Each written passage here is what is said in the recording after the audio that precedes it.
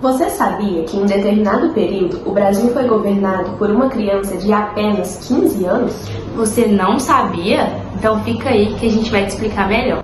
Eu sou a Fabrícia E eu sou a Daniela. Vamos te contar como o Brasil foi parar nas mãos de um jovem de 15 anos de idade.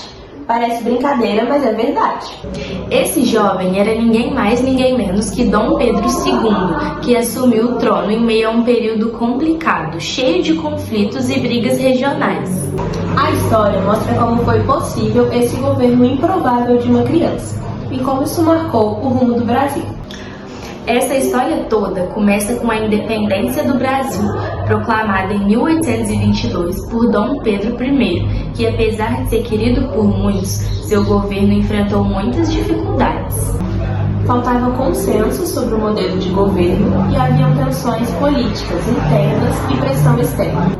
Com o aumento da insatisfação popular e dos problemas com Portugal, Dom Pedro I decidiu abdicar-se do trono e voltar para Portugal, para participar da sucessão.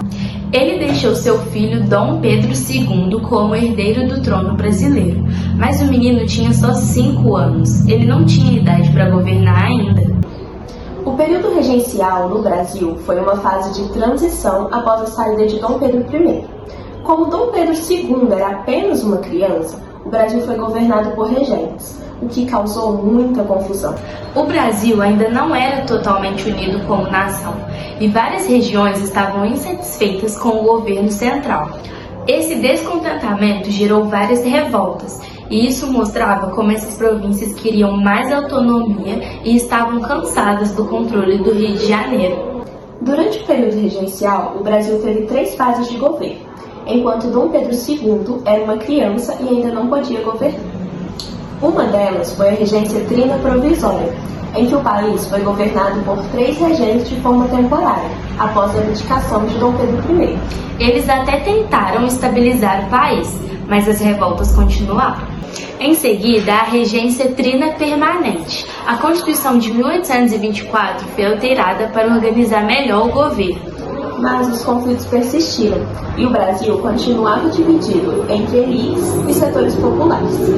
E por último, tivemos a regência una, como um único regente, que assumiu o governo, mas as tensões políticas ainda eram grandes. Mesmo com todos esses problemas, o período regencial mostrou a necessidade de uma figura central forte para tentar unir o país e restaurar a ordem. O Brasil estava em uma situação complicada, cheio de revoltas e sem um líder forte. Com isso, quando Dom Pedro II completa 14 anos, um grupo de políticos e militares decide que ele deve assumir o trono. Para isso, fizeram o chamado golpe da maioridade, que basicamente antecipou a maioridade do príncipe para que ele pudesse ser coroado imperador. Em julho de 1840, Dom Pedro II foi oficialmente proclamado imperador, o que acabou com o período regencial e deu início ao seu reinado, com a esperança de trazer mais estabilidade para o país. Dom Pedro II assumiu o trono jovem, marcando um momento importante para o Brasil. Desde cedo, ele teve uma educação completa e, durante seu governo, apoiava a cultura. Embora fosse progressista, a escravidão ainda existia e ela só foi abolida em 1888, um pouco antes da sua queda. Sua ascensão aos 15 anos reflete o período de transição do Brasil e mostra o impacto que uma liderança jovem e preparada pode ter no país. A história de Dom Pedro II mostra que, às vezes, o futuro de um país pode estar nas mãos de alguém bem jovem. Mesmo com pouca idade, ele assumiu uma responsabilidade enorme em um momento crítico do Brasil.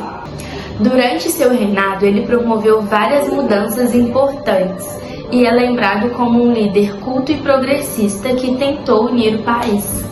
A expressão "todo poder às crianças" acaba sendo divertida, mas nos lembra desse momento único em que um garoto de apenas 15 anos liderou um império em formação, cheio de desafios e oportunidades de transformação.